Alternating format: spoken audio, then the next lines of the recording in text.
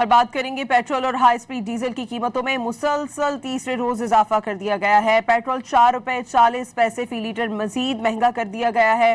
High speed diesel की कीमत में 3 रुपए 62 पैसे फी लीटर का इजाफा हो गया है। पेट्रोल की कीमत 4 रुपए 40 पैसे बढ़ाकर 331 रुपए 52 पैसे फी लीटर कर दी गई।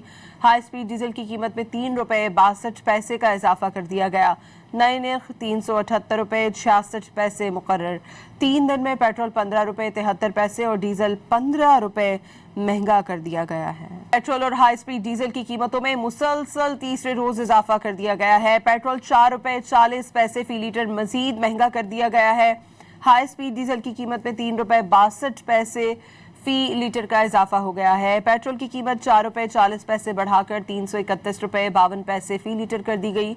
हाई स्पीड डीजल की कीमत में 3 रुपए 62 पैसे का इजाफा कर दिया गया। नए नर्ख 378 रुपए 66 पैसे मुकर्रर। 3 दिन में पेट्रोल 15 रुपए 73 पैसे और डीजल 15 रुपए महंगा कर दिया गया है।